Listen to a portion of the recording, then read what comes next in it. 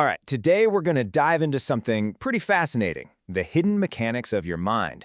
We're talking about all the subconscious stuff that's running the show, shaping your life in ways you probably don't even realize. So, let's jump right in. Let me ask you something. Do you ever feel this? Remember when you were a kid and summer felt like it stretched on forever? But now it feels like entire years just, poof, disappear in the blink of an eye. You're not alone in this. It's something we all feel. But what is actually going on? Well, believe it or not, this isn't just a vague feeling. It is a very real psychological phenomenon. And the culprit? It's actually your own brain. It's secretly pulling the levers and speeding things up. We're about to figure out exactly how it's getting away with it. So to figure out this huge mystery, we first have to look at the little clues, the secret habits your mind has. These are the small things it does behind the scenes that reveal how it really works. Let's start with one you might even recognize in yourself. Now, you might just think, hey, I just enjoy a nice warm shower, right? But what if there's something way deeper going on? Psychology suggests that if you find yourself spending a really long time under that hot water, there might be an emotional reason for it. So here's what's happening. Your brain is doing this kind of sneaky but also brilliant substitution. When that emotional warmth from friends, family, or a partner is missing, your brain subconsciously goes looking for physical warmth to fill the void. It's a pretty powerful built-in coping mechanism. Okay, think back to the last time you were on a plane, a train, or a bus. Did you go for the window seat? Most of us do. And yeah, we tell ourselves it's for the scenery, but that's usually just the surface-level excuse. So what's really going on under the surface? It's all about control and a feeling of security. See, that window acts as a physical barrier. It gives you your own defined personal space and a sense of control over your little corner of the world, which is incredibly comforting. This one might sound a little strange, but stick with me. Have you ever felt completely drained by conversations about, the weather or what someone did over the weekend? If you have, it might not be that you're awkward. It could actually be a sign of a highly analytical mind.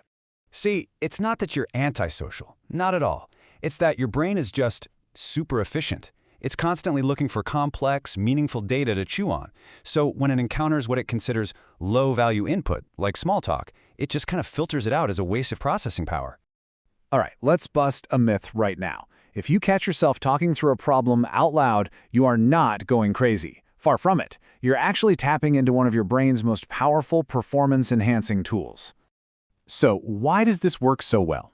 Well, when you say your thoughts out loud, you force your brain to organize them into a logical structure.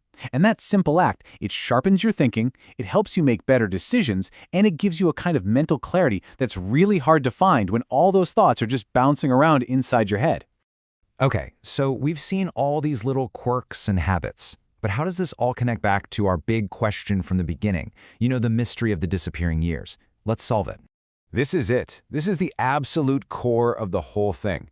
The way we perceive time is tied directly to how much new information our brain is actively processing and recording. So when life becomes routine, our brain just switches over to autopilot. And the mechanism behind this is something called memory compression. Think about your daily commute to work. You don't remember every single drive, do you? Of course not. Your brain just smushes them all together into one single memory file labeled commute. And when weeks, months, or even years of routine get compressed like that, it feels like all that time just vanished. But here is the absolute best part. Now that we get the problem, we can actually do something about it. You can literally hack your own perception of time. You have the power to slow it down. I mean, how cool is that? You're not just a passive victim of time speeding up as you get older. By consciously and deliberately feeding your brain new information and new experiences, you can stretch out your perception of time, making your life feel longer, fuller, and richer. So how do we actually do this? It's surprisingly simple, really. You just have to break your routine. Take a different route to work, go to a new coffee shop, try learning a new skill. Anything that's unfamiliar forces your brain to wake up, switch off that autopilot, and start recording new data. The more newness you introduce, the more memories you create, and the slower and more memorable time will feel. So I want to leave you with this question, this challenge. It doesn't have to be some huge life-changing event. It can be something really small. So what new data will you give your brain today? What's one new thing you can do to force it to pay attention and make a fresh memory? Trust me, your future self, who gets to look back on a life that felt long and full, is going to thank you for it.